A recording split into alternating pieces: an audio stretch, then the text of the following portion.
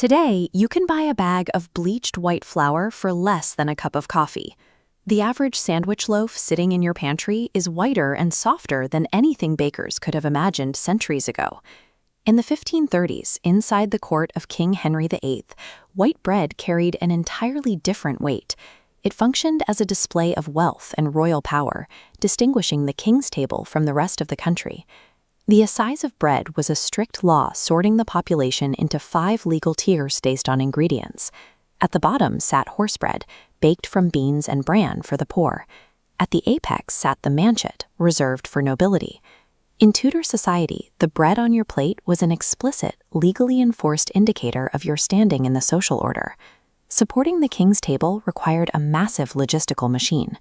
Records from a single ordinary day show the royal pantry producing more than 1,000 loaves of bread to feed the traveling household.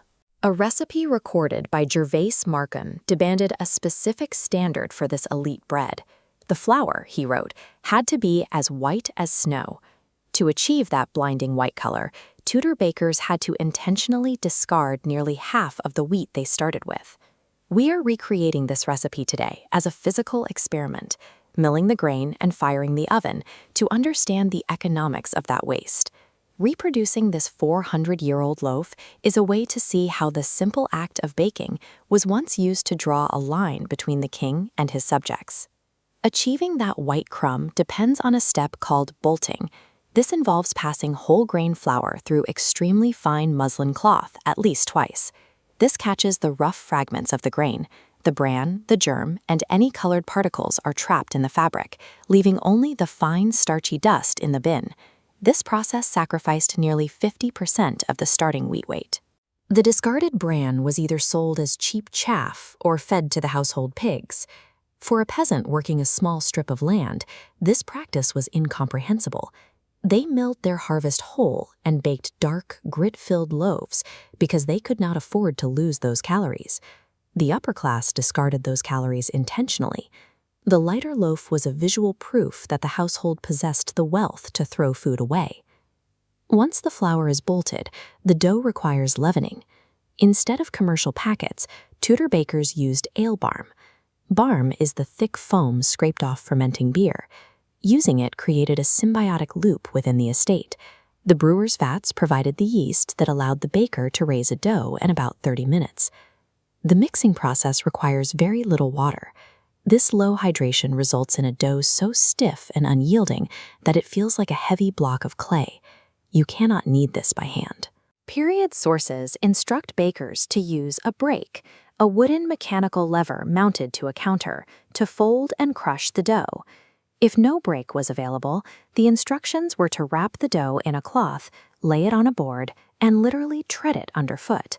The quiet decorum of the dining hall was separated from the heavy physical effort of the bakehouse by only a few dozen feet.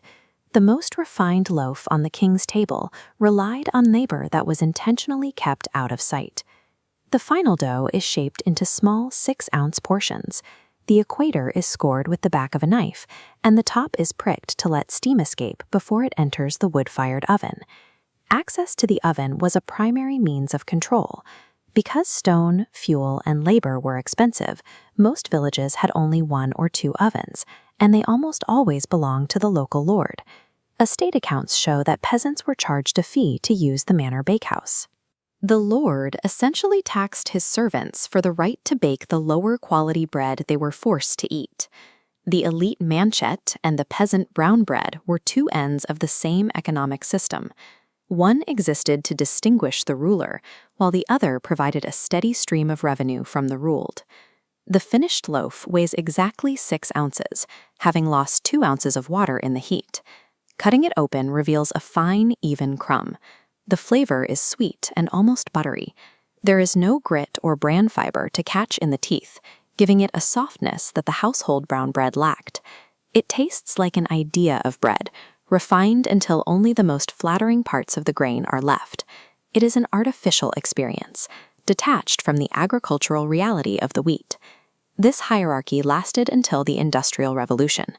The spread of cheap industrial milling eventually put white bread in the hands of factory workers, ending the era where a white loaf signaled high status.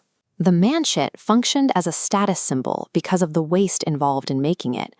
Once white flour became inexpensive for everyone, the bread lost its power to signal prestige. If you enjoyed this look at food history, hit subscribe and tap the like button so the algorithm shares this bake. Tell me in the comments which lost recipe you want to see me dig up next. Until next time, keep your hands floury, keep your oven warm, and keep your curiosity older than your cookbook.